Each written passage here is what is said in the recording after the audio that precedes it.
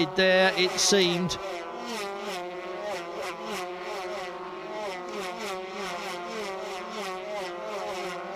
Here's the view looking back from Max Biaggi's rear-mounted camera. You can see Doriano Romboni is a little closer to Max Biaggi than Biaggi is to Capirossi. Honda's trump card, if you like, has to be horsepower, but Biaggi seems to be more or less there with Capirossi, almost on his tail the whole time and not losing ground. You just see a little bit of air coming between them as Capirossi hits the throttle. The Honda seems to pick up a little bit faster and get away, but it doesn't pull away any further. Biaggi seems to be able to close up again fairly quickly. So the Aprilia ploy of keeping last year's bike for the start of this year's season seems to have stood them in very good stead indeed.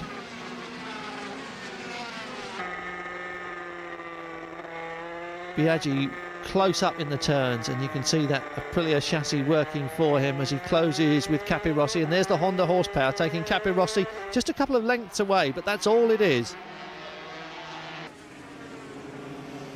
It's caught him out a couple of times in 1993, and if he's not very careful, Biaggi, who is just a little bit smoother on the Aprilia, will stick with him, and they will come to the last few laps of this race with Biaggi in a better shape tyre-wise, both using Dunlops, not necessarily the same ones.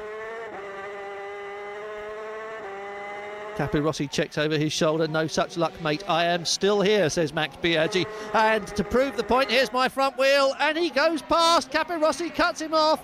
Well, a determined piece of work from Max Biaggi. And the front straight at Eastern Creek on full power. Not really the place for Aprilia to go breezing past Honda. But Biaggi drew alongside, certainly.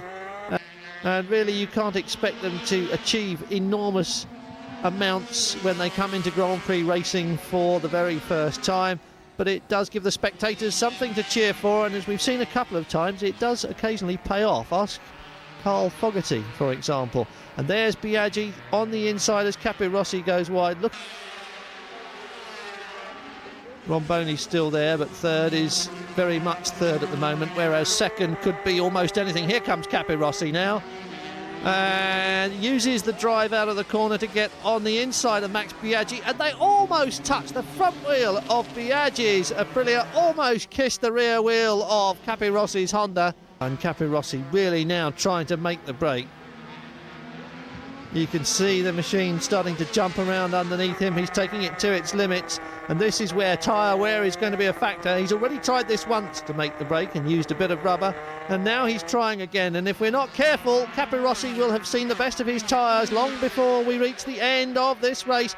Here comes Biaggi again, trying to do that little trick under speed going down the hill, but I don't think he's close enough. Into the turn he goes, and he picks up almost immediately the couple of bike lengths as they sweep through this long, bumpy left-hander.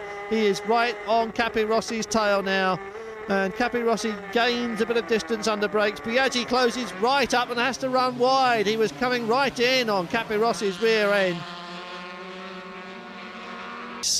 Has never really looked like a contender for victory after the first couple of laps, but Biaggi's trying it now. He's got half a lap left, and there may be an opportunity. Oh, Capirossi's gone wide! Capirossi goes so wide. Well, it must be tyres. He wouldn't have chosen to go that way around that corner. He's well clear. Capirossi sits up almost before they reach the line, and Romboni, I think, nailed him on the line. Max Biaggi certainly won. So Max Biaggi wins his first race back at Aprilia, and he's stopping beside the pit wall. He hasn't gone into Parc Fermé.